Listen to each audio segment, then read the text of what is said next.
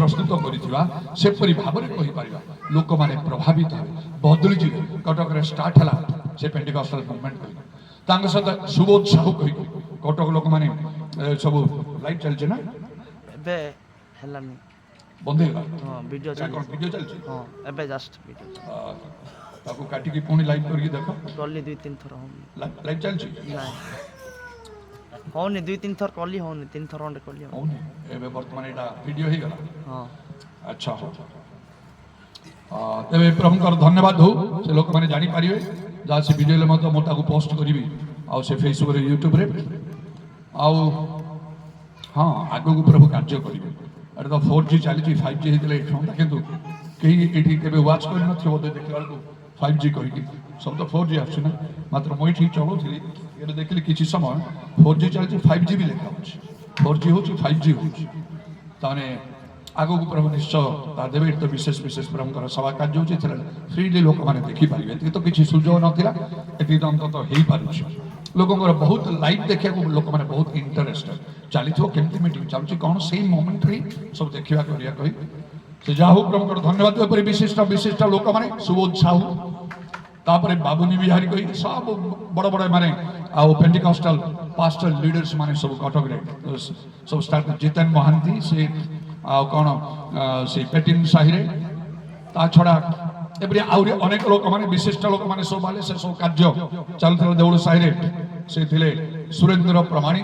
ଏପରି 1945 ମସିହା ଯେତେବେଳେ ତାଙ୍କର ସମୟ ଶେଷ ହୋଇକି ଆସୁଛି ଏଇ ସମୟରେ ପ୍ରଭୁ ମୋତେ ପଠେଇଲେ ସେଇ ଜାଗା କଟକ ଦର୍ଶନରେ ମୋତେ କଥା କହିକି ଆଲଫାବେଟ୍ ଶିଖାଉଛ ମୁଁ ଗଲି ସେମାନଙ୍କ ସଂସ୍ପର୍ଶ ପ୍ରେମଲତା ବେହେରା ସ୍ତ୍ରୀ ଲୋକମାନଙ୍କ ମଧ୍ୟରେ ଏମାନେ ସମସ୍ତେ ବାପ୍ଟିଷ୍ଟ ଚର୍ଚ୍ଚରେ ଥିଲେ ସମସ୍ତେ ସେଇଠୁ ସେମାନେ ସେପାରେଟ୍ ହେଇଗଲେ ଆଉ ତାପରେ ସେମାନେ ଏକତ୍ର ହେଇକି ସଭା କାର୍ଯ୍ୟ ଆରମ୍ଭ କଲେ। ପବିତ୍ର ଆତ୍ମାଙ୍କର କାର୍ଯ୍ୟ ବହୁତ ଭାବରେ ବଢ଼ିଗଲା 1945 ମସିହାରେ।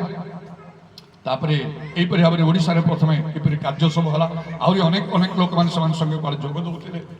ସମୟ ସରି ଆସିଲା ବେଳେ ପ୍ରଭୁ ମୋତେ ନେଲେ ସେମାନଙ୍କ ସଂସ୍ପର୍ଶରେ ଆସିଲି ସମସ୍ତ ସତ୍ୟ ବାକ୍ୟ ମୁଁ ଗ୍ରହଣ କଲି ପ୍ରେରିତ ଶିକ୍ଷା ଗ୍ରହଣ କଲି। ବାଇବଲର ଯାହା ଅଛି କଠିନରୁ କଠିନ ବିଷୟ ଗୁଡ଼ିକ ଯାହା ଡିଭାଇନ୍ ହିଲିଂ କହନ୍ତି ବିନା ଔଷଧରେ ଚାଲିବା ଶୁଣିବା ମାତ୍ରକେ ମୁଁ ଗ୍ରହଣ କଲି। ଆଉଟୱାର୍ଡ ସାଙ୍କ୍ଟିଫିକେସନ୍ ବାହ୍ୟ ପବିତ୍ରତା ଇନୱାର୍ଡ ହେଲା ଚୋରି କରିବନି ନର ହତ୍ୟା କରିବନି ବ୍ୟଭିଚାର କରିବନି ଏଇଟା ଇନୱାର୍ଡ ସାଙ୍କ୍ଟିଫିକେସନ୍ ଭିତର ପବିତ୍ରତା। ଆଉଟୱାର୍ଡ ସାଙ୍କ୍ଟିଫିକେସନ୍ ବାହିକ ପବିତ୍ରତା ବହୁମୂଲ୍ୟ ବସ୍ତ୍ର ପିନ୍ଧିବ ନାହିଁ ସୁବର୍ଣ୍ଣ ଆବରଣ କେଶ ବେଶ ଏସବୁ ତ୍ୟାଗ କରିବ ମଦ୍ୟପାନ ପ୍ରଭୃତି ଏ ସମସ୍ତ ତ୍ୟାଗ ଏଇଟା ଗୋଟେ ଆଉଟୱାର୍ଡ ସାଙ୍କ୍ଟିଫିକେସନ୍। ଏପରି ସବୁ ଭିତର କଥା ମଣ୍ଡଳୀରେ କ'ଣ ବିଷୟ ସବୁ ରହିବ କେଉଁ 7ଟା ବିଷୟ ରହିବ ପ୍ରେରିତ 2 ପର୍ବରୁ ସେଗୁଡ଼ାକ ସିଷ୍ଟେମାଟିକାଲି ମୋତେ କହିକି କହିଲେ ଦେଖ। ତାପରେ ମୁଁ ନିଜେ ଆଲଫାବେଟ୍ ମାନେ ABCD ଶିଖିବା ପାଇଁ ABCD ଶିଖିଲେ ତ ଜଣେ ଆଉ ଇଂଲିଶ ଜାଣିପାରିବ ନା। ଇଂଲିଶ ଜାଣିବା ପାଇଁ ହେଲେ ABCD ପ୍ରଥମେ ଏଗୁଡ଼ାକ ଲେଟର୍ସ ତାକୁ ୱାର୍ଡ କରିବାକୁ ହବ ଆପେଲ୍ APPLE ଡଗ୍ DOG ସେଠି କେତେଟା ଲେଟର୍ ସବୁ ମିଶିଗଲା ୱାର୍ଡ ସରିଲା ପରେ ଇଂଲିଶ ଜଣେ ଜାଣିପାରିଲା ନାହିଁ ତାକୁ ସେଣ୍ଟେନ୍ସ କରିବାକୁ ହବ। I am going to Calcutta ମୁଁ କଲିକତା ଯାଉଛି I just returned now ମୁଁ ବର୍ତ୍ତମାନ ମୁଁ ସେଇଠୁ ଫେରିଲି I want to drink water ମୁଁ ପାଣି ପିଇବାକୁ ଚାହୁଁଛି ଏଗୁଡ଼ା ହେଲା ସେଣ୍ଟେନ୍ସ। ସେ ଜଣେ ସେଣ୍ଟେନ୍ସ ହେଲା ପରେ ପାରାଗ୍ରାଫ ହବ ପାରାଗ୍ରାଫ ହେଲା ପରେ ଗୋଟେ ଚାପ୍ଟର ହବ କେତେ ଗୁଡ଼ା ଚାପ୍ଟର ମିଶି ଗୋଟିଏ ବୁକ୍ ହବ ବହି ହବ ତାପରେ ଇଂଲିଶ ଜଣେ ଜାଣିବ।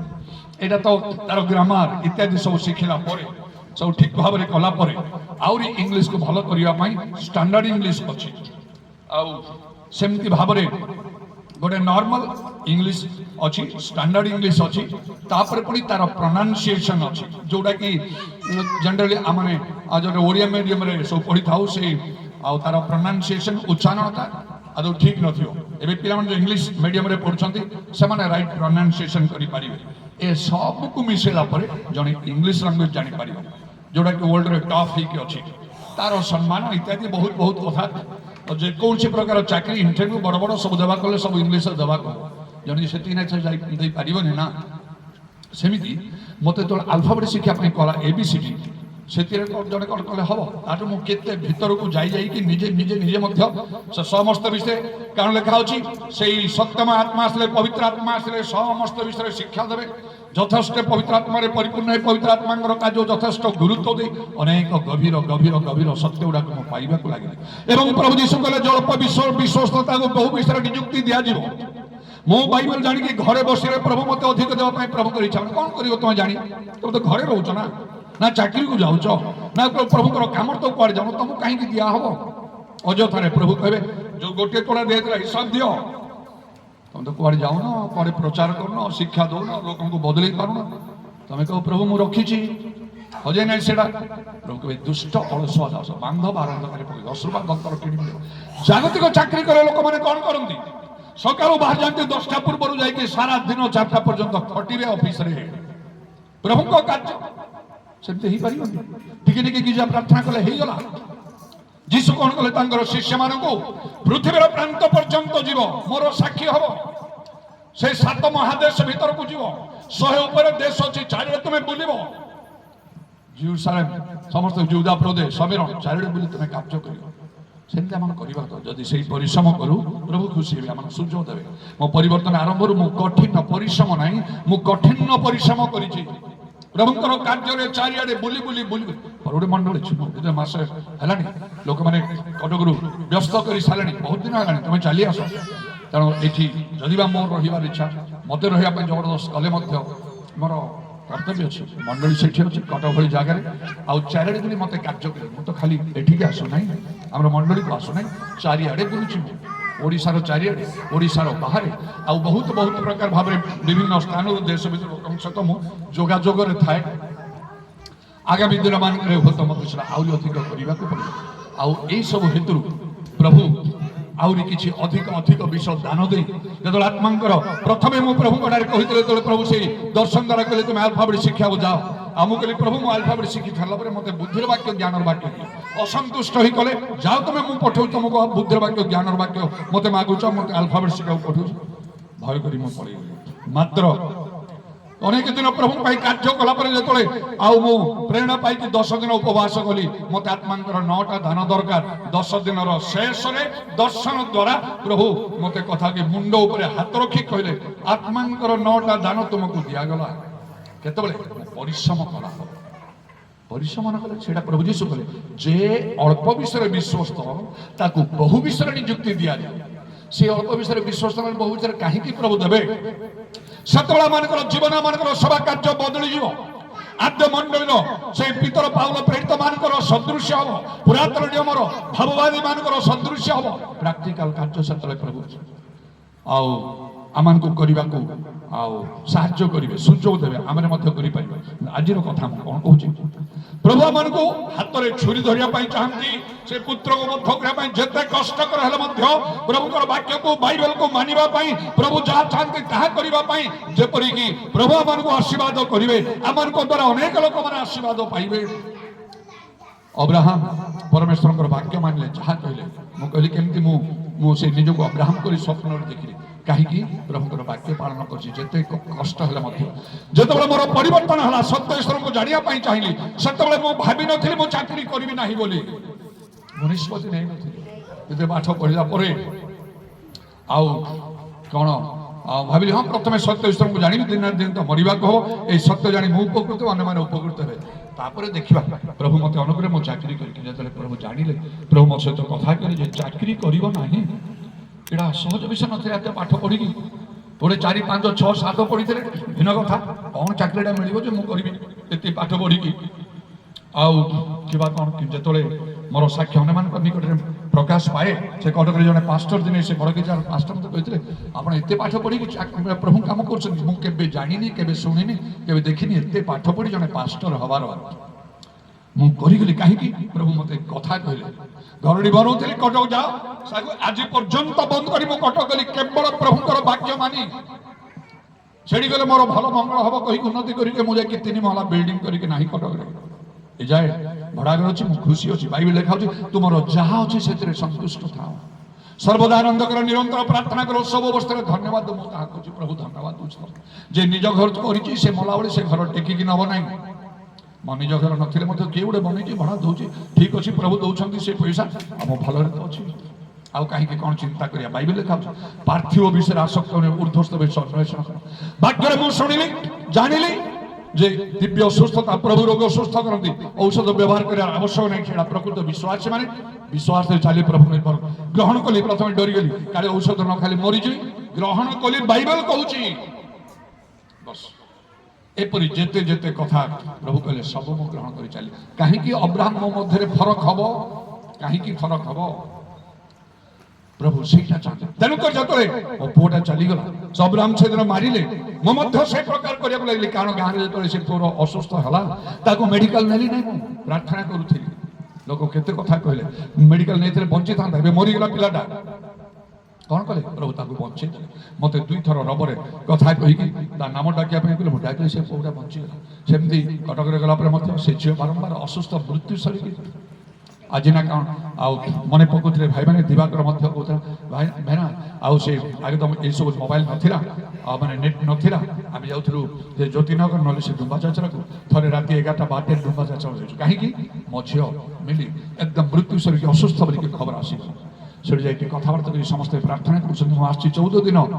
ପ୍ରଭୁଙ୍କ କାର୍ଯ୍ୟରେ ମିଟିଂ କରିବା ପାଇଁ ଫେରିଲି ନାହିଁ ମତେ କହିଲେ ସବୁ ଫେରି ଯାଅ ତାପରେ ଭଲ ହେଲା ପରେ ଝିଅ ଭଲ ହେଲା ପରେ ଆସିବ କିଏ ମତେ ଧରିବ ହଁ ମୁଁ ଯିବି ଯାଇକି ପ୍ରାର୍ଥନା କରି କିଛି ଦିନ ପରେ ଆସିଯିବି କିଛି କହିବେ ନାହିଁ ମାତ୍ର ଯୀଶୁ ଧରୁଛନ୍ତି ପ୍ରଭୁଙ୍କର ବାକ୍ୟ ଧରୁଛି ଯଦି ତମେ ଯିବ ତାହେଲେ ଲଙ୍ଗଳ କଣ୍ଠରେ ହାତ ଦେଇ ପଛକୁ ଅନେଲା ପରି ହବ ତମଠାରେ ବିଶ୍ୱାସ ନାହିଁ ବୋଲି ଜଣା ପଡିବ ତମେ ପ୍ରଭୁଙ୍କର ବାକ୍ୟ ମାନୁନାହ ବୋଲି କେହି ନ କହିବେ କିନ୍ତୁ ଯୀଶୁ କହିବେ କାରଣ ଗୋଟିଏ ଲୋକକୁ ଯୀଶୁ କହିଲେ ଯେତେବେଳେ ସେ କହିଲା ମୋ ବାପା ମରିଗଲେ ମୁଁ ଖାଲି କବର ଦେଇକି ଆସିବି ଯୀଶୁ ଅନୁମତି ଦେଲେ ନାହିଁ ମୃତମାନ କବର ଦେ ତମେ ଚାଲ ଗୋଟେ ପରୀକ୍ଷା ହବ ଲଙ୍ଗଳ କଣ୍ଠରେ ହାତ ଦେଇ ପଛକୁ ଅନେଇବ ନାହିଁ ଏଇପରି ତେଣୁ ମୁଁ ରହିଲି ସେ 14 ଦିନ ଚାରିଆଡ଼େ ବୁଲି କାର୍ଯ୍ୟ କଲି ତାପରେ ମୁଁ ଗଲି ସବୁ ଶେଷ କରି ପ୍ରଭୁ ତାକୁ ଭଲ କରିଦେଲେ ଆଜି ପର୍ଯ୍ୟନ୍ତ ସେ ଭଲ ହେଇକି ଅଛି ଏ ଗୋଟେ ପରୀକ୍ଷା ସ୍ୱରୂପ ପ୍ରଭୁ ଦେଖିବେ ବାକ୍ୟ ମାନୁଛୁ କି ନାହିଁ ଯେଉଁ ଲୋକ ପ୍ରଭୁଙ୍କର ବାକ୍ୟ ମାନେ ତା ସହିତ କୌଣସି ଲୋକ ସମ୍ମାନ ହେଇପାରିବ ନାହିଁ ଲୋକ ବାକ୍ୟ ଜାଣିଛନ୍ତି ଲୋକ ବାକ୍ୟ କହୁଛନ୍ତି ଶିକ୍ଷା ଦେଉଛନ୍ତି ପ୍ରଚାର କରୁଛନ୍ତି ବାକ୍ୟ ମାନୁନାହାନ୍ତି ଝିଅ ସବୁ ପରମେଶ୍ୱର କଲେ ବାକ୍ୟର ଡାହାଣ ବାମକୁ ଯିବ ନାହିଁ ତାହେଲେ ଦେଖ ଆମେ ଯେମିତି ମଶା ସଙ୍ଗେ ଥିଲୁ ତୁମ ସଙ୍ଗେ ରହିବା তুমি ଯୋଉଠି ପାଦ ଦେବ ସେଇ ସ୍ଥାନ ତୁମର ହବ ବାକ୍ୟ ଧରିବା ପାଇଁ ପ୍ରଭୁ ଚାହୁଁଛନ୍ତି ସେ ବାକ୍ୟ ଆଉ ସେ ଛୁରିକା ଧରିବା ପାଇଁ ସେ ଛୁରିକା କଣ ହେ ଅବ୍ରାହମ ବୋଲି ପରମେଶ୍ୱର ଡାକିଲେ ପ୍ରଥମେ ତ ଥରେ ଡାକିଥିଲେ ହେ ଅବ୍ରାହମ କହି ଏବଂ ପରେ ତାକୁ ହେ ଅବ୍ରାହମ ଦୁଇଥର କରି କହିଲେ ତାର ଅର୍ଥ ପରମେଶ୍ୱର କରିବା ପାଇଁ ଚାହୁଁଥିଲେ ଯେ ତୁମେ ପ୍ରକୃତରେ ଆମର ବାକ୍ୟ ପାଳନ କରୁଛ ତୁମଠାରେ ଈଶ୍ୱରଙ୍କର ପ୍ରେମ ଅଛି ତେଣୁକରି ଆମେ ନିଶ୍ଚୟ ତୁମକୁ ଆଶୀର୍ବାଦ କରିବା ତୁମର ଭବିଷ୍ୟତ ବଂଶକୁ ଆଶୀର୍ବାଦ କରିବା ପରମେଶ୍ୱର ତୁମ ନାମ ମହତ କରିବା ବାକ୍ୟ ମାନିଲେ ତୁମ ଦେଶ ଜ୍ଞାତି କୁଟୁମ୍ବ ଧାରି ତୁମେ ବାହାରି ଆସ ଆମେ ଯୋଉଠି କହିବା ତୁମେ ସେଇଠିକି ଯିବ ଆଉ ଆମମାନଙ୍କୁ ମଧ୍ୟ ଯଦି ପ୍ରଭୁ ସେପରି କହନ୍ତି କରିବାକୁ ହବ ମୁଁ ଗାଁରେ ରହିବି ହେଇପାରିବ ନାହିଁ ବ୍ରହ୍ମପୁର ରହିବି ଭୁବନେଶ୍ୱର ରହିବି କଟକ ରହିବି ଫରେନ୍ କଣ୍ଟ୍ରି ହେଇପାରିବନି ପ୍ରଭୁ ଯୀଶୁ ଯୋଉଠି ଚାହୁଁଛନ୍ତି ସେଇଠି ତାହେଲେ ପ୍ରଭୁ ସେଥିରେ ଖୁସି ହେବେ ପ୍ରଭୁଙ୍କର ଗୋଟେ ନିରୂପିତ ସ୍ଥାନ ଅଛି ଯୋଉଠି ପହଞ୍ଚିଲେ ପ୍ରଭୁ କାର୍ଯ୍ୟ କରିବେ ଆଉ ପ୍ରଭୁଙ୍କର ଧନ୍ୟବାଦ ହଉ ଅବ୍ରାହମ ପରମେଶ୍ୱର ଗୋଟେ ବାକ୍ୟ ସବୁ ମାନିଲେ ଆଉ ମାତ୍ର ଏଇଟା କଣ ମୁଁ କହିଲି ଈଶ୍ୱରଙ୍କର ପ୍ରେମ ହେ ଅବ୍ରାହମ ଦୁଇଥର ଯୋଉ ଡାକିବା ସମୟ ବିଶେଷ ଭାବରେ ପ୍ରଭୁ ତାଙ୍କ ପାଇଁ କାର୍ଯ୍ୟ କରିବାକୁ ଯାଉଥିଲେ ପ୍ରଭୁ ଆମ ପାଇଁ ଆମ ଦ୍ୱାରା ମଧ୍ୟ କିଛି ବିଶେଷ କାର୍ଯ୍ୟ କରିବା ପାଇଁ ଚାହୁଁଛନ୍ତି ତାହେଲେ ଆଜି ପ୍ରଭୁ ଆମକୁ କହିବା ପାଇଁ ଚାହୁଁଛନ୍ତି ତୁମ ନାଁ ମତେ ଦୁଇଥର ଡାକିବାକୁ ହବ ସେତେବେଳେ ମୁଁ ଡାକିବି ଯଦି ତୁମେ ପ୍ରକୃତ ଆମର ବାକ୍ୟ ସବୁ ବାଇବେଲରେ ଯାହା ଅଛି ତାହା ମାନୁଛ ଆମେ ତୁମକୁ ଯାହା କହୁଛୁ ତମେ ଯଦି ତାହା ମାନୁଛ ତୁମକୁ ଡକା ହବ ଆଉ ସମସ୍ତଙ୍କ ଠାରୁ ତମେ ଭିନ୍ନ ହେଇଯିବ ଈଶ୍ୱରଙ୍କର ପ୍ରେମ ତୁମଠାରେ ଦେଖିବାକୁ ପଡିବ ଶ୍ରେଷ୍ଠ ପ୍ରେମ ମାର୍କ 12 ପର୍ବର 30 ପଦରେ ଲେଖା ହଉଛି ଶ୍ରେଷ୍ଠ ପ୍ରେମ କଣ ପ୍ରଥମ ଆଜ୍ଞା କଣ ବ୍ୟବସ୍ଥାର ପ୍ରଥମ ଆଉ ଶ୍ରେଷ୍ଠ ଆଜ୍ଞା ସମସ୍ତ ଅନ୍ତଃକରଣ ସମସ୍ତ ପ୍ରାଣ ସମସ୍ତ ମନ ଓ ସମସ୍ତ ଶକ୍ତି ଦେଇ ଚାରିଟା ସମସ୍ତ ଅନ୍ତଃକରଣ ସମସ୍ତ ପ୍ରାଣ ସମସ୍ତ ମନ ଓ ସମସ୍ତ ଶକ୍ତି ଦେଇ ପ୍ରଭୁ ଆପଣ ଈଶ୍ୱରଙ୍କ ପ୍ରେମ କର ଦ୍ୱିତୀୟ ହେଲା ପ୍ରତିବାସୀଙ୍କୁ ଆତ୍ମତୁଲ୍ୟ ପ୍ରେମ କର ଏଇଟା ତାଠାରୁ ଶ୍ରେଷ୍ଠ ଆଜ୍ଞା କିଛି ନାହିଁ ଈଶ୍ୱରଙ୍କୁ ଆମକୁ ପ୍ରେମ କରିବା ଶ୍ରେଷ୍ଠ ଭାବରେ କଣ ଯାହା ପ୍ରଭୁ କହିଲେ ତାହା ବାଇବେଲ ଯାହା କହୁଛି ଆମକୁ ସ୍ୱପ୍ନ ଦର୍ଶନ ଭାବବାଣୀରେ ଯାହା କୁହାହେଲା ତାହା ନାହିଁ ଖାଲି ଆମେ ଗୋଟେ ଗିର୍ଜା ପ୍ରାର୍ଥନା ଟିକେ କରି ଉପବାସ କରି କଣ କରିକି ଲମ୍ବା ଚଉଡ଼ା ଲିଷ୍ଟ କରିକି ପ୍ରଭୁ ମତେ ସାହାଯ୍ୟର ଘରଟା ବନଉଛି ଇନକମ୍ପ୍ଲିଟ ହେଇଛି ସେଟା ମୁଁ କେମିତି କମ୍ପ୍ଲିଟ କରିବି ଏ ପରୀକ୍ଷା ଦେଇଛି ପରୀକ୍ଷାରେ କେମିତି ପାସ୍ ହେଇଯିବି ମୁଁ କି ମୋର ପିଲାମାନେ ଚାକିରି ମୋର ନାହିଁ ମତେ କେମିତି ଗୋଟେ ଭଲ ଚାକିରି ମିଳିବ ଉପବାସ ଦିନେ 2 ଦିନ 3 ଦିନ କରି ମାନତ କରି ପ୍ରଭୁଙ୍କ ଲୋକ କହି ଏ ପରୀକ୍ଷାରେ ମୁଁ ଯେମିତି ପାସ୍ କରି ତ ନିଜର ଇଚ୍ଛା ସବୁ ଈଶ୍ୱରଙ୍କର ଇଚ୍ଛା କଣ ତାର ତ ମୁଁ ମଧ୍ୟ ତ ଚାକିରି କରିଥାନ୍ତି, ଚାକିରି କରି ଲୋକମାନେ ପ୍ରଭୁଙ୍କର କାମ କରୁଛନ୍ତି, ମୁଁ ମଧ୍ୟ ତ କରିପାରିଥାନ୍ତି। କେବା କୌଣସି ସଂସ୍ଥା ଗୁଡ଼ାକରେ ମୁଁ ଦେଖିଲି ଯେ ମୁଁ ଆଉ ଅଲଗା ସଂସ୍ଥା ତ ଯାଇପାରିବି ନାହିଁ, ପ୍ରକୃତ ଖ୍ରୀଷ୍ଟିଆନ ସଂସ୍ଥାରେ ଆଉ ପେଣ୍ଟିକଷ୍ଟାଲ ଅର୍ଗାନାଇଜେସନ ଗୁଡ଼ାକ ମୁଁ ଯାହା ଡକ୍ଟ୍ରିନ୍ ମାନେ ମୋତେ ସହିତ ଏମିତି ଭାବରେ ଦେଖନ୍ତୁ, ଏ ଯେଉଁ ବିଶିଷ୍ଟ ଲୋକ ଆସିକି କଟକରେ ମିଟିଂ କରୁଛନ୍ତି, ପୃଥିବୀ ବିଖ୍ୟାତ ଲୋକ ସେ man of crores, crore crore ଟଙ୍କାର ମାଲିକ ହେଲେ ତାଙ୍କ ପାଇଁ ସେଟା ବହୁତ କମ୍ ହବ, ଏତେ ହାଇ ଲେଭେଲର ଲୋକ। ଏପରି ଗୋଟେ ସମୟରେ ସେ ମିଟିଂ ନେବା ସମୟରେ ଯେତେବେଳେ ସେ ତାଙ୍କ ଲୋକମାନେ ଡିକ୍ଲେୟାର କରିଦେଲେ, ଯେଉଁମାନେ ଆମ ସହିତ ମିଶି କାମ କରିବା ପାଇଁ ଚାହୁଁଛ ଆସ, ମାଡ଼ି ଗଲେ ଏକଦମ। ଆଉ ସେ ନଦୀ ସ୍ରୋତ ପରି ଲୋକମାନେ ତା ପାଖକୁ ତମର ଆଡ୍ରେସ୍ ଦିଅ ଇତ୍ୟାଦି କହିକି ସମସ୍ତେ କରିବେ।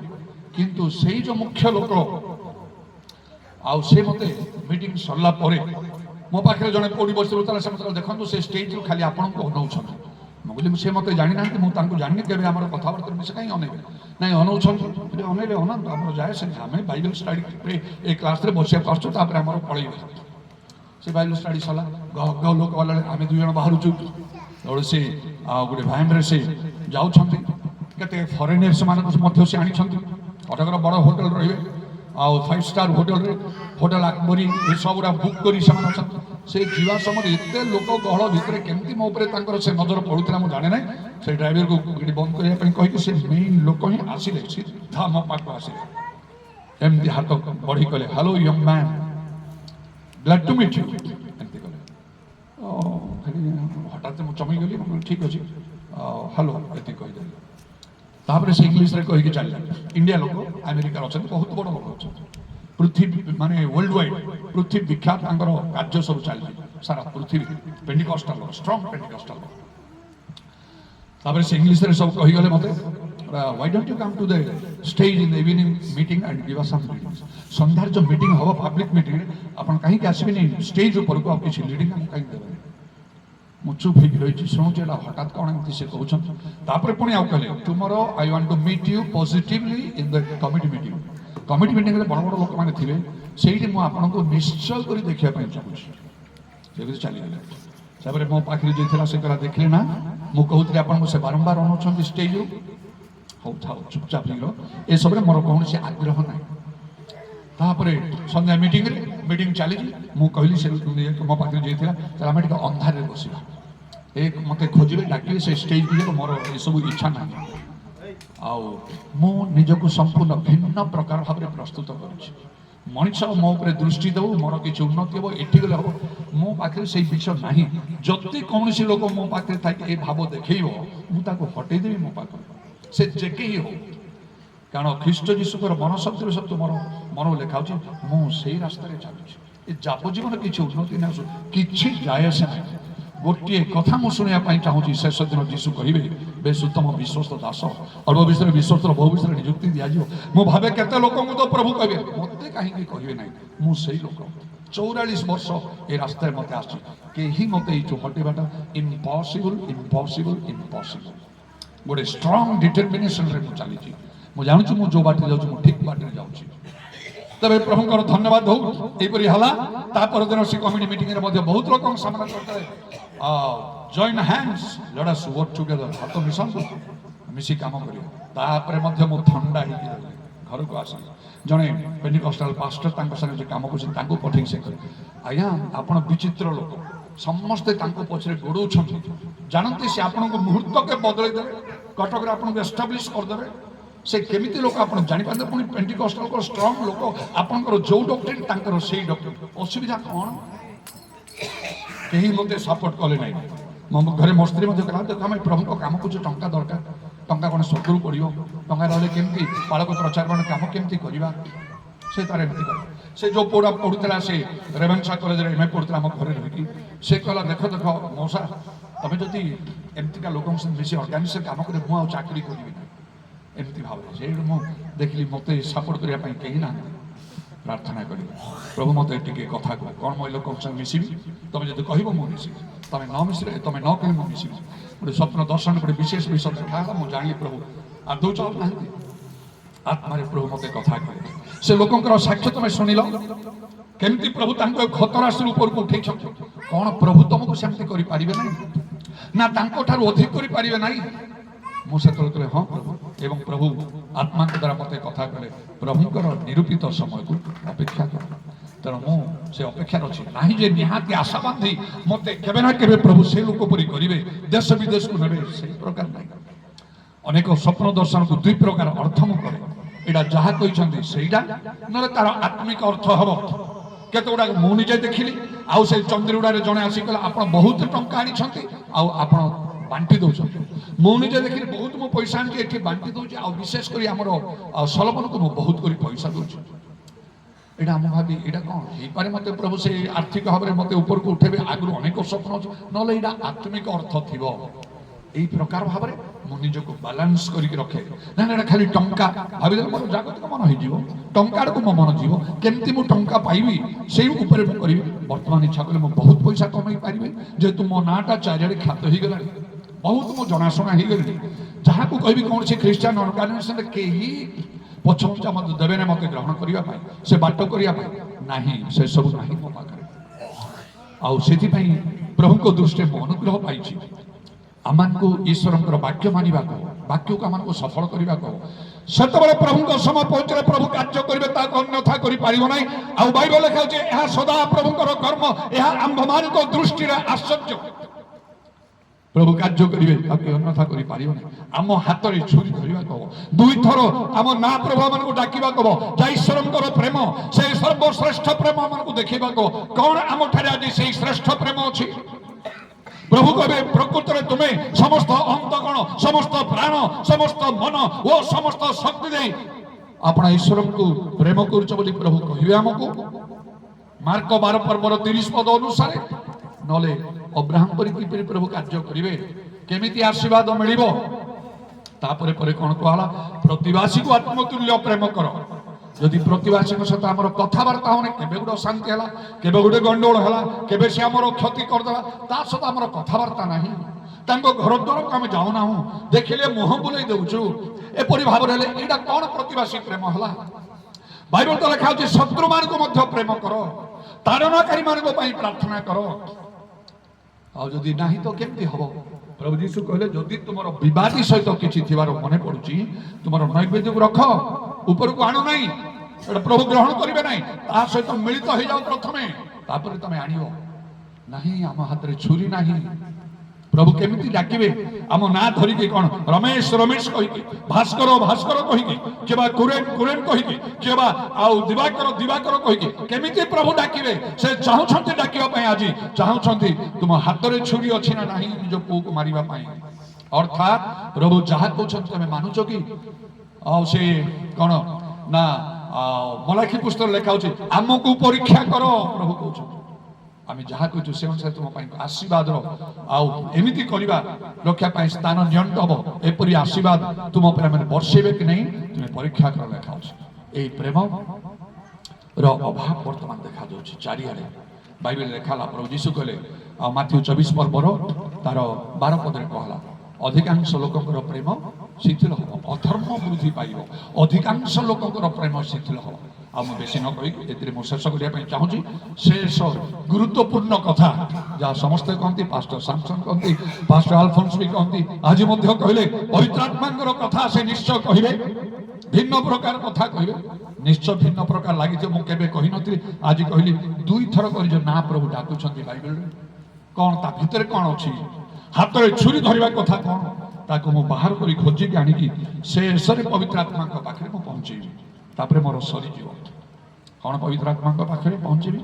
ଯେ ଛୁରୀ ଧରିବା ଏଟା କ'ଣ? ପରମେଶ୍ୱର ଦୁଇଥର ନାମ ଧରି ଡାକିବେ, ସେଟା କ'ଣ ମୁଁ କହିଲି? ଈଶ୍ୱରଙ୍କ ପ୍ରେମର ଚିହ୍ନ ବା ନିଦର୍ଶନ, sign of the love of God. ଈଶ୍ୱରଙ୍କର ପ୍ରେମ ଆମ ପାଖରେ ଥିବାକୁ ହବ, ଯଦ୍ୱାରା ଈଶ୍ୱରଙ୍କୁ ପ୍ରେମ କରିବା ସଙ୍ଗେ ସଙ୍ଗେ ତାଙ୍କର ପ୍ରକୃତ ପ୍ରେମ ହେଲା ତାଙ୍କ ବାକ୍ୟ ସହ ମାନିବା, ପ୍ରତିବାସୀ ସହିତ ଆତ୍ମତୁଲ୍ୟ ନିଜ ପରି ପ୍ରେମ କରିବା, ଶତ୍ରୁକୁ ପ୍ରେମ କରିବା। ଦେଖ, ମାଇଣ୍ଡ ଚେଞ୍ଜ କରିଦିଅ, ବଦଳେଇ ଦିଅ, ତମ ହାତକୁ ଛୁରୀ ଆସିଯିବ।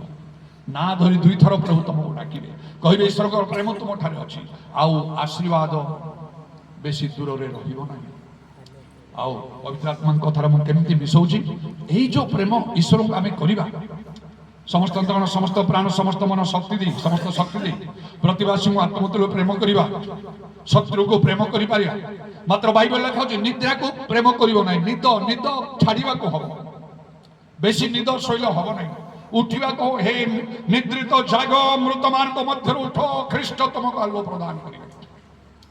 ତେଣୁ ନିଦ ଛାଡ଼ିବ ନିଦ୍ରାକୁ ଭଲ ପାଇବନି। ଆଉ ବାଇବେଲ କ'ଣ ଲେଖା ହଉଛି ନା ସଂସାରକୁ ତାର ବିଷୟକୁ ଭଲ ପାଇବନି। ଜାଗତିକ ମନା ହବ ନାହିଁ। ଟଙ୍କା ଦରକାର, ଗାଡ଼ି ଦରକାର, ମାନେ ଘର ଦରକାର, ଏ ପ୍ରକାର ମୋର ସବୁ ଉନ୍ନତି ଦରକାର, ଏସବୁ ଜାଗତିକ ବିଷୟ ଲେଖା ହେଇଛି ପରିଷ୍କାର। ଯାହାଠାରେ ସଂସାରର ପ୍ରେମ ଅଛି ତାଠାରେ ଈଶ୍ୱରଙ୍କର ପ୍ରେମ ନାହିଁ। ଆଉ ଆମଠାରେ ଈଶ୍ୱରଙ୍କ ପ୍ରେମର ଅଭାବ। ପ୍ରଭୁଙ୍କ ଲୋକମାନେ ଆମେ ନାନା ଜାଗତିକ ଚିନ୍ତାରେ ମାତିକି ଅଛୁ। ପ୍ରଭୁଙ୍କର ଶକ୍ତି ପାଇବା ପାଇଁ, ଆତ୍ମିକ ଦାନ ପାଇବା ଏମାନଙ୍କର ଚିନ୍ତା ନାହିଁ। ଆତ୍ମା ଲାଭ କରିବା ପାଇଁ ମାନେ ଚିନ୍ତା କରୁନାହୁଁ, ପରିଶ୍ରମ କରୁନାହୁଁ। ମଣ୍ଡଳୀ ଗଢ଼ିବା ପାଇଁ ମାନେ ପରିଶ୍ରମ କରିପାରୁନାହୁଁ। ସତ୍ୟ ପକ୍ଷରେ ସାକ୍ଷୀ ହେଇପାରୁନାହୁଁ। ଚାରିଟା ମାନେ ବୁଲି ପାରୁନାହୁଁ। ଈଶ୍ୱରଙ୍କର ପ୍ରେମ ନାହିଁ। ନାନା ଜାଗତିକ ଚିନ୍ତାରେ ପଡ଼ିଛୁ ଆମେ। ତେଣୁକରି ଆଉ ପ୍ରଭୁ ଆମ ପାଇଁ କାର୍ଯ୍ୟ କରିପାରୁନାହାନ୍ତି। ଏପରି ପ୍ରେମ ଶେଷରେ ପବିତ୍ର ଆତ୍ମାଙ୍କ କଥା ମୁଁ ଆଣିକି ଶେଷ କରିବା ପାଇଁ ମୁଁ ଚାହୁଁଛି। କ'ଣ ସେଇଟା ହେଲା?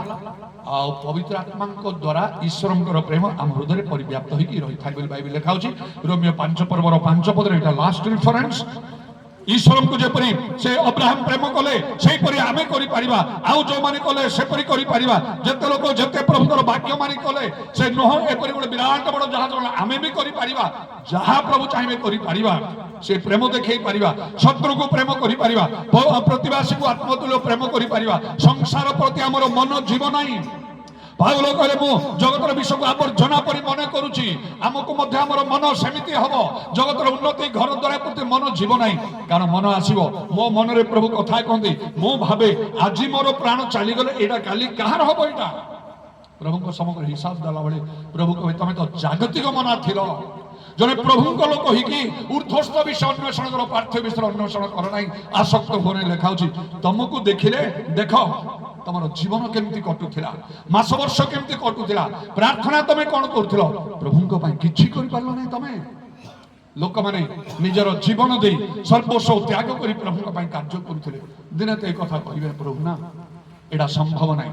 ମଣିଷ ନିଜ ଇଚ୍ଛାରେ ତମେ ମୁଁ କରିପାରିବା ନାହିଁ। ମୁଁ ନିଜରୁ ଆଉ ଏତେ ସବୁ ବାକ୍ୟ ମାନି ପ୍ରଭୁ ଯାହା ଚାହିଁଲେ ତାହା କରୁଛି ସେଇଟା ନାହିଁ।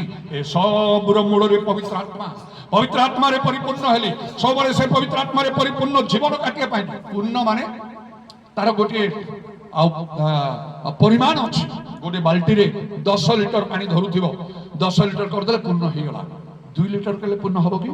ହବ ନାହିଁ। 5 ଲିଟର କଲେ କେତେ ହବ? ସେଟା ଅଧା ହବ। 9 ଲିଟର କଲେ ଆଉ ବାକି ଟିକେ ରହିଲା। 10 କରିଦିଅ ପୂର୍ଣ୍ଣ ହେଇଯିବ। ଆତ୍ମାରେ ଯଦି ଆମେ ସେମିତି 2 ନାହିଁ 5 ନାହିଁ, ଆମେ ଯଦି 10କୁ ଆସିଯିବା ପୂର୍ଣ୍ଣ ହେଇଯିବା। ସେତେବେଳେ ଆଉ ସେତେବେଳେ ଈଶ୍ୱରଙ୍କର ଆଉ ପ୍ରେମ ଆମମାନଙ୍କ ହୃଦୟକୁ ଆସିଯିବ।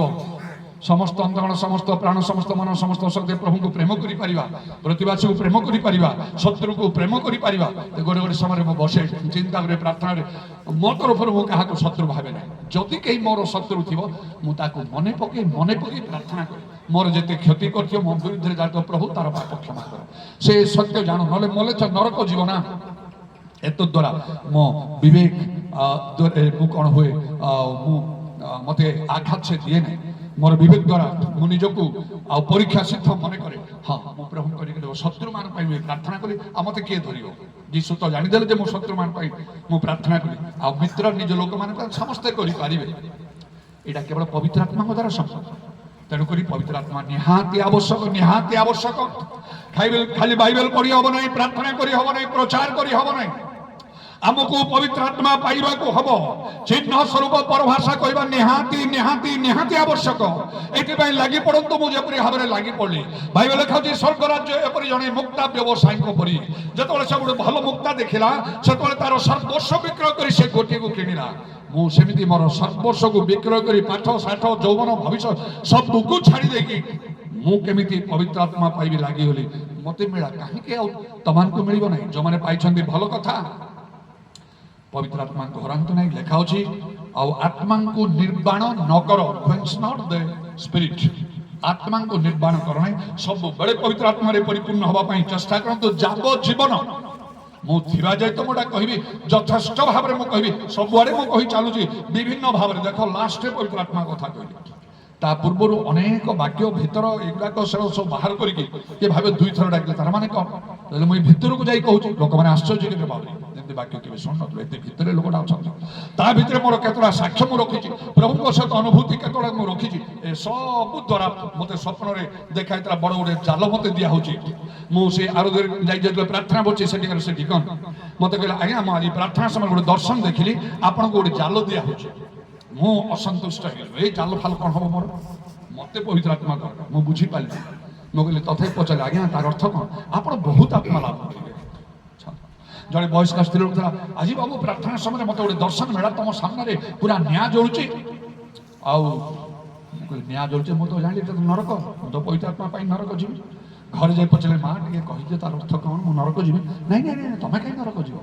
बोले मो पवित्र आत्मा पाइने ना तुम देख निया सेटा पवित्र आत्मा कार्य तुम द्वारा बहुत पवित्र आत्मा कार्य हम से सेमती कहले तापर आउ जने कहले से पास्टर की कौन से मत देखि कहते आई मो प्रार्थना समय आपण विषय दर्शन पाइले आपण को आ गोटे तुरी दिया हो गोटे सुनार तुरी धरी दुई जन दूत दुई पाखे अच्छा आ गोटे हाथ आपण को बढ़ी गोटे बही दौर कौन ये तुरी ये बही ये सब दूत ये सब कौन तार अर्थ मुझे असंतुष्ट मत दरकार पवित्र आत्मा पर कहली आज्ञा तार अर्थ कौन आपण प्रभुंर वाक्य बहुत जोरे प्रचार करेंगे आउ से तुरी शब्द परी उठाओ बोल लिखाई सेमती से वाक्यटा बही दौरान प्रभु आपको प्रभुंर वाक्य प्रचार इत्यादि नाना कथा कटक चारिड़े सेपरी भाव आउपरी भाव कार्य करुच्ची गोटे पेंटिकस्टाल ग्रुप जाए प्रभुंर कार्य मुझे करें जड़े स्त्री लोक पास्टर स्त्री से गोटे भविष्यवाणी कर कहला ये प्रभु लोक जो ठिया होती पहाड़ पर्वत सब निआ जली जाऊँगी ये पवित्र आत्मा कार्य द्वारा बहुत बहुत भाव प्रभु साधन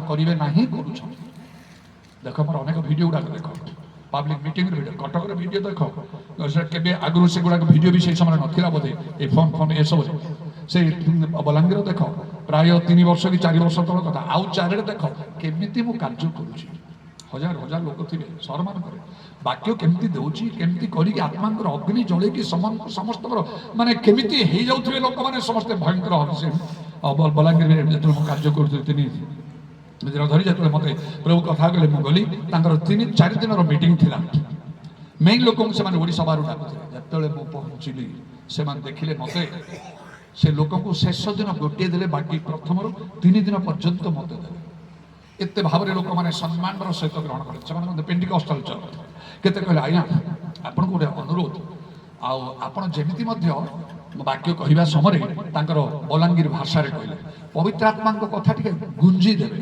पूरे देवे भितर करेंगे तापर आउ जन हसी हसी कहले हाँ आम जानू आप धुरंधर अच्छा से विषय आप कहींपारे आम कर्तव्य टी करदेलु आज्ञा आउ से पेंटिकस्ट चर्च पर ना आमर चर्च ए लोक बेसी हो जाती से बाजा फाजा देखिले कहले हाँ से बाजा बाजा तो मत लगे जमी स्वर्ग बोधे आस पवित्र आत्मा क्या ना ये युवा मैंने किसी जान भी ना तेणु समस्त को यहाँ जरूरी आम पर यहाँ गुरुत्व नदेले आमर पिला माने नेक्स्ट जेनेरेशन किसी जानवे गिर्जा प्रार्थना करेंगे भल भल बाजा मारे म्यूजिक देवे सुंदर स्वर गाइबे मात्र पवित्र आत्मा पूर्ण ही कर कहला परभाषा क्या पाखे नहीं लाभ नहीं से तेणु एपरी भाव में मुझे कार्य कली से पूरा गोटे भिन्नता स्वर जमी मीटिंग सरी जड़े विशिष्ट मत कहले ट्रेमेंडस भयंकर ये कार्य अन्य 3 दिन पूरा मो कार्य कली आउ राज्य मुख्य लोग लास्ट एपरी भाव से जा हो एपरी करने को जो पर्यंत से पर्यंत मुझे करी निश्चय मो पर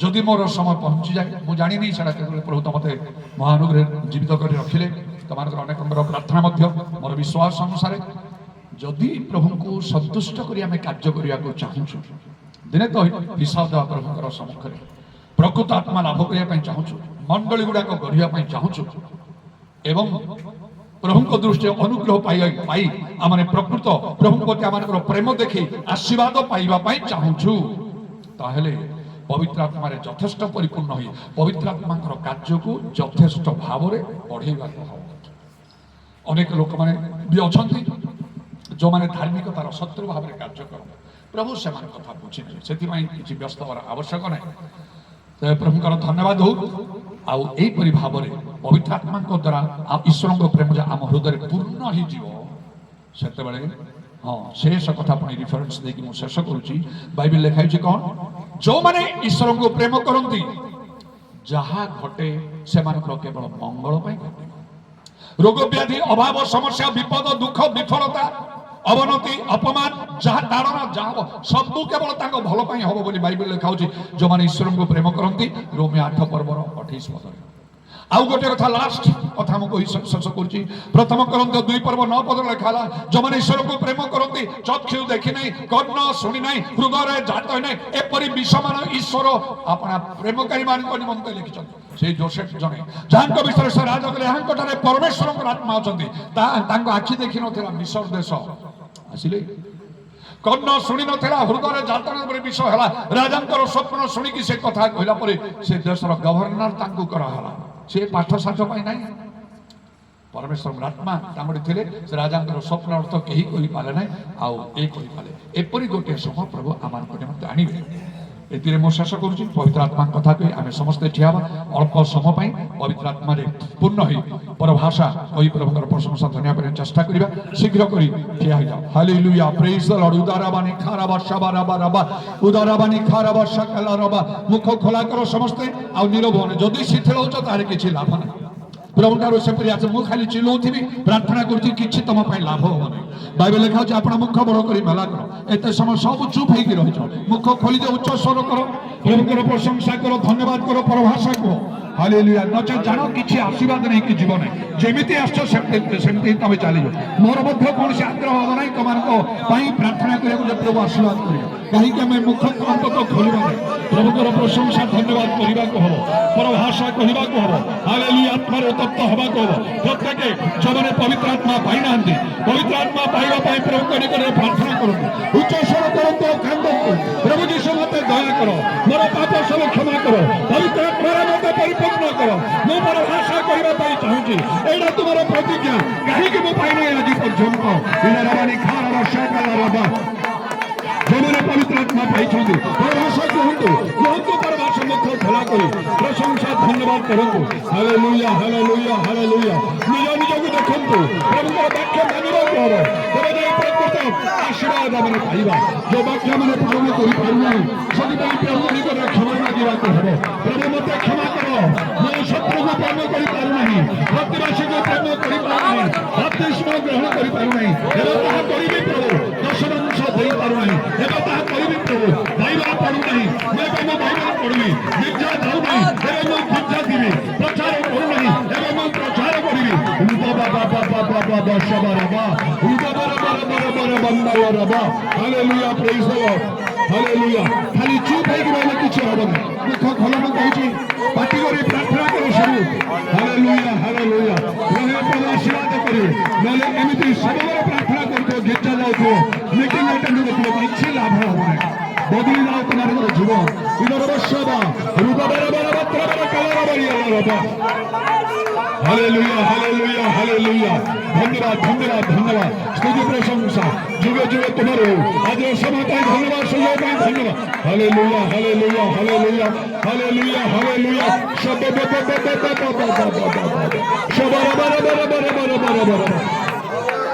Holi holy holy holy Holi तुम्हें महान महान महान महान महान तुम्हें महान और सर्वशक्तिमान परमेश्वर तुम्हें जो प्रभु तुम्हारे परिवर्तन नहीं काले जो कर समान करो अग्नि प्रज्वलित होकर मंडली गुड़ी करे ग्राम प्रभु चारिआडे से कटक एवं पृथ्वी प्रांत पर्यंत सर्वत्र आत्मा दृष्टि तुम्हें चार दियो प्रभु इस्राएल आत्मा दृष्टि तुम्हें दियो से परिवर्तित हूँ आम देशवासी आम राज्यवासी मैंने भारतवासी मैंने ओडावासी मैंने परिवर्तित हूँ आम गजपति जिला प्रति दया कर अंचल प्रति दया कर ख्रीस्टियन मान प्रति दया कर हम ख्रीस्टियन मान प्रति दया कर प्रत्येक जीवन बदल जाओ भारत प्रचार को दया कर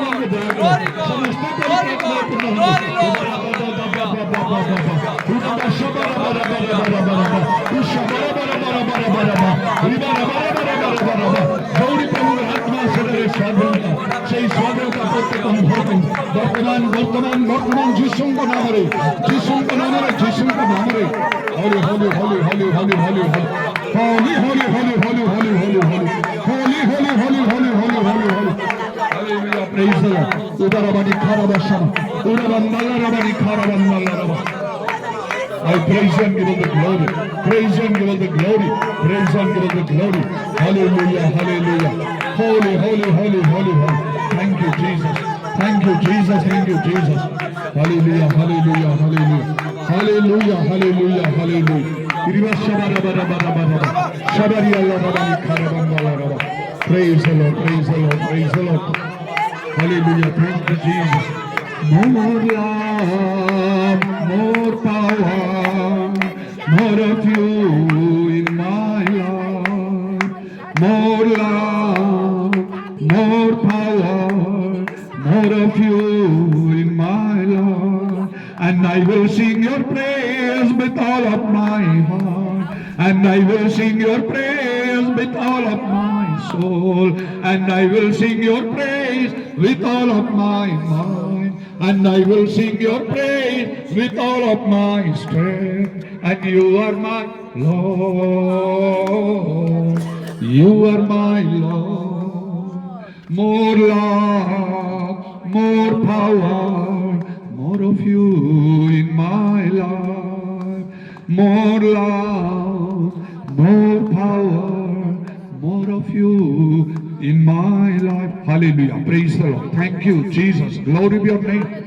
Shabari khula rabani ala rabani kharaba rudaba rabara bandala raba প্রত্যেকଙ୍କର ସହିତ ତୁମେ କଥା କୁହ ଆମମାନଙ୍କୁ ହୃଦୟ ଖୋଲି ଦିଅ ସେ ଲୁଦିଆ ପରି ପ୍ରଭୁ ଆମଙ୍କର ଜୀବନ ବଦଳି ଯାଉ ଯେପରି ମନରେ ସଂକଳ୍ପ କରିବୁ ତୁମର ବାକ୍ୟ ମାନିବା ପାଇଁ ତୁମର ବାକ୍ୟ ପାଳନ କଲେ ତୁମେ ନିଶ୍ଚୟ ଆମମାନଙ୍କୁ ଆଶୀର୍ବାଦ କରିବ ନହେଲେ ପ୍ରଭୁ ବାକ୍ୟ ପାଳନ ନ କଲେ ଆମେ ଅଭିଶାପ ପାଇଯିବୁ ପ୍ରଭୁ ଆମମାନଙ୍କୁ ଦୟା କର କେହି ଯେପରି ଆମଙ୍କ ମଧ୍ୟରେ ଅଭିଶାପ ପାଇବେ ନାହିଁ ଆଶୀର୍ବାଦ ପାଇବେ ଏଥିରେ ମଧ୍ୟ ପ୍ରଭୁ ନିଜର ମନ ପରିବର୍ତ୍ତନ କରିବାକୁ ନିଷ୍ପତ୍ତି ନେବାକୁ ସଂକଳ୍ପ କରିବାକୁ ସାହାଯ୍ୟ କର ପ୍ରଭୁଙ୍କର ବାକ୍ୟ ମୁଁ ମାନିବି ହାଲେଲୁୟା ମୁଁ ଆଉ ଜଣେ ଅବ୍ରାହମ ପରି ହେଇଯିବି ସେତେବେଳେ ଆମଙ୍କର ଆଶୀର୍ବାଦ କେହି ଆମଠାରୁ ହରଣ କରିବ ନାହିଁ କାରଣ ଆକାଶ ପୃଥିବୀ ଲୋପ ତୁମର ବାକ୍ୟ ସମ କଦାପି ଲୋପ ହେବ ନାହିଁ ଯୀଶୁଙ୍କ ନାମରେ ଦୟାକର ବିଶେଷ ଭାବରେ ପ୍ରାର୍ଥନା କରୁଛୁ ପ୍ରତ୍ୟେକଙ୍କୁ ପବିତ୍ର ଆତ୍ମାରେ ପୂର୍ଣ୍ଣ କର ପବିତ୍ର ଆତ୍ମାଙ୍କର ଅଗ୍ନି ସର୍ବଦା ଅଧିକ ଆମମାନଙ୍କ ମଧ୍ୟରେ ପ୍ରଜ୍ୱଳିତ ହଉ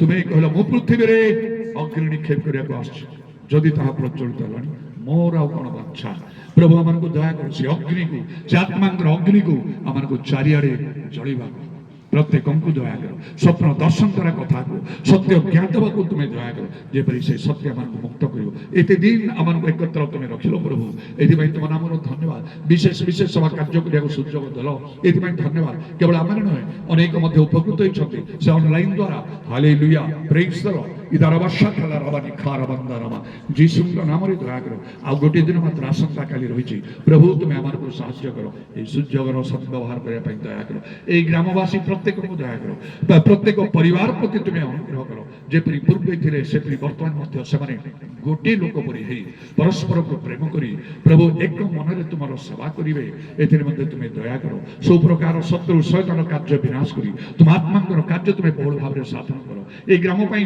ଯାହା ଆବଶ୍ୟକ ସବୁ ଜାଣିଛ ପ୍ରଭୁ ତୁମେ ବିଶେଷ କରି ସେ ପାଣିର ଟିକେ ଅଭାବ ରହୁଛି ହେଲେ ବି ତୁମେ ସାହାଯ୍ୟ କରୁଛ ସେଥିପାଇଁ ଧନ୍ୟବାଦ ସେ ଅଭାବ ଯେପରି ସମ୍ପୂର୍ଣ୍ଣ ଦୂର ହେବ ନିଶ୍ଚୟ ଆଗାମୀ ସମୟରେ ତୁମେ କାର୍ଯ୍ୟ କରିବ ରାସ୍ତାଘାଟ ଅନ୍ୟାନ୍ୟ ଅନେକ କିଛି ବିଷୟ ଗୁଡ଼ିକର ମଧ୍ୟ ସମାଧାନ ତୁମେ କରିଛ ଏବଂ କରିବ ମଧ୍ୟ ପ୍ରତ୍ୟେକଙ୍କୁ ଆଶୀର୍ବାଦ କର ପିଲାମାନଙ୍କୁ ଦୟା କର ପାଠ ପଢ଼ାରେ ଆଶୀର୍ବାଦ କର ଆଉ ଯେଉଁମାନେ ସେମାନଙ୍କର ଭବିଷ୍ୟତ ପାଇଁ ଅପେକ୍ଷା କରୁଛନ୍ତି ସେମାନଙ୍କ ପାଇଁ ତୁମେ ଭବିଷ୍ୟତ ହୋଇ ସେମାନଙ୍କ ପାଇଁ ଦ୍ୱାର ଖୋଲି ଦିଅ କେହି ବନ୍ଦ କରିବେ ନାହିଁ ନିଶ୍ଚୟ ଗୋଟିଏ ସମୟରେ ଆମମାନଙ୍କର ମୁଖ କହିବ ପ୍ରଭୁଙ୍କ ସେବାରେ ମୋର ପରିଶ୍ରମ ନିଷ୍ଫଳ ହେଇନାହିଁ ହାଲେଲୁୟା ପ୍ରେଜ୍ ଦ ଲର୍ଡ ଥ୍ୟାଙ୍କ ୟୁ ଜିସସ୍ অসুস্থ পীড়িত প্রত্যেকଙ୍କୁ দয়াকরে ভাস্কর ভাইଙ୍କୁ বিশেষ ভাବରେ তুমি অনুগ্রহ কর দয়াকরে উরবশবারি খালা রাবা তাଙ୍କର শরীর যা স্বাস্থ্য রোগ ব্যাধি দুর্বলতা সে গোড় ফুলিবা ইত্যাদি সব রয়েছে ତାକୁ ଆମେ ରେବ୍ୟୁକ କରୁଛୁ ଯୀଶୁଙ୍କ ନାମରେ ତାହା ତାଙ୍କ ଠାରୁ ଚାଲି ଯାଉ ତୁମେ ତାଙ୍କୁ ମଧ୍ୟ ରୋଗରୁ ସୁସ୍ଥ କରି ଆଉ ମୁକ୍ତ କରି ତୁମେ ଆଣିଛ ଯେପରି ତାଙ୍କ ଜୀବନ ଆହୁରି ଅଧିକ ସାକ୍ଷ୍ୟପୂର୍ଣ୍ଣ ହେବ ଏଥିରେ ମଧ୍ୟ ତୁମେ ଦୟା କର ଶୁଣିଲ ଧନ୍ୟବାଦ କରି ତୁମରି ହସ୍ତରେ ଆମେ ସମସ୍ତେ ନିଜ ନିଜକୁ ସମର୍ପଣ କରି ନିତ୍ୟ ଜୀବିତ ପ୍ରଭୁ ଯୀଶୁ ଖ୍ରୀଷ୍ଟଙ୍କ ନାମରେ ଏହି ପ୍ରାର୍ଥନା କରୁଅଛୁ ଆମେନ୍ ସମସ୍ତେ ଦୁଇ ହାତ ଉପରକୁ ଉଠେଇବା He is Lord He is Lord He has risen from the dead and He is Lord Every knee shall bow every tongue confess that Jesus Christ is Lord. Say Prabhu, जे मृत्युरु उठिछन्ति से प्रभु, प्रति आंठु भांगिब, प्रति जीवा कहिब, जीशु ख्रीष्ट हि प्रभु। केतले पिता ईश्वरंकर प्रेम, प्रभु যীशु ख्रीष्टंकर अनुग्रह, पवित्र आत्मांकर सहभागिता, प्रभु যীशु ख्रीष्टंकर गौरवमय पुनरागमन पर्यंत आम प्रत्येक सहवर्ती हूँ।